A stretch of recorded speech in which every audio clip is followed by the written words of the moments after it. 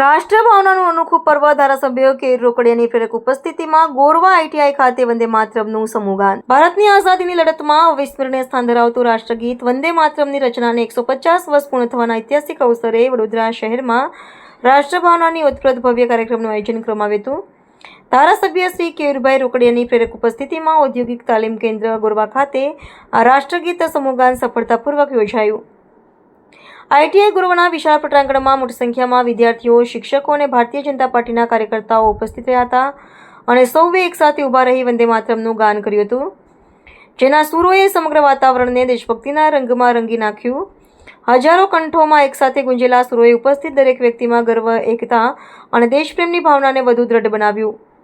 કાર્યક્રમ દરમિયાન ધારાસભ્યશ્રીએ રાષ્ટ્રગીતના ઇતિહાસ, તેના સર્જક બંકિમચંદ્ર ચટ્ટોપાધ્યાયના યોગદાન અને સ્વતંત્રતાના સંગ્રામના ગીતની પ્રેરણાદાયક ભૂમિકાના વિશે જણાવ્યું હતું અને યુવા પેઢીને દેશની ધરોહર, સંસ્કૃતિ અને સ્વતંત્રતાના મૂલ્યો પ્રત્યે નમ્રતા રાખી રાષ્ટ્ર નિર્માણમાં સક્રિય યોગદાન આપવા પ્રોત્સાહિત કર્યા.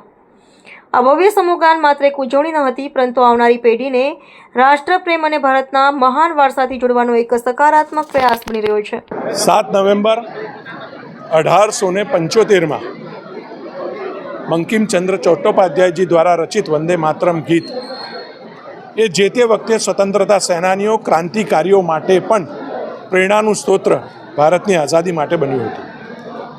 અને એ વખતે ભારતની એકતા, સ્વતંત્રતા ચળવળમાં બહોળો ઉપયોગ વંદે માતરમ ગીતનો પણ થયો હતો.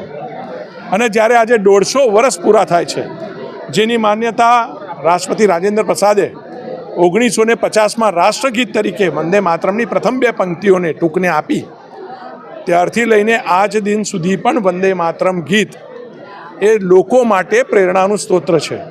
ત્યારે આજે દેશભરની અંદર વંદે માતરમ ગીતના 150મા વર્ષની ઉજવણી એ ભારતીય જનતા પાર્ટી દ્વારા, ભારત સરકાર દ્વારા, ગુજરાત સરકાર દ્વારા ઠેર ઠેર કરાઈ રહી છે.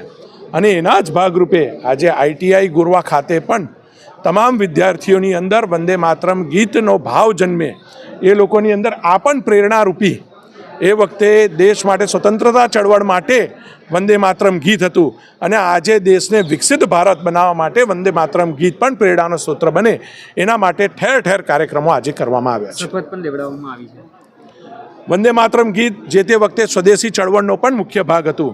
ત્યારે આજે જ્યારે વિકસિત ભારતની કલ્પના એ આત્મનિર્ભર ભારત અને એનો પણ મુખ્ય સૂત્ર સ્વદેશીનો આગ્રહ, એના માટે આજે સ્વદેશી માટે પણ આ તમામ વિદ્યાર્થીઓને આ શપથ લેવડાવવામાં આવી છે. દેશવાસીઓ સ્વદેશી, make in India, made in ઇન્ડિયાના ભાવ સાથે આ ભવિષ્યની કોઈ પણ વસ્તુ ખરીદે, ભારતમાં બનતી હોવી જરૂરી છે. ભારતના દેશના નાગરિકોનો પરસેવો પડેલો હોવો જરૂરી છે. ભારતના માટીની સુગંધ જરૂરી છે. આવા વસ્તુઓને જ આપણે ખરીદીએ એવા આગ્રહ સાથે આ તમામ વિદ્યાર્થીઓને આજે સ્વદેશીના પણ શપથ લેવડાવવામાં આવ્યા છે.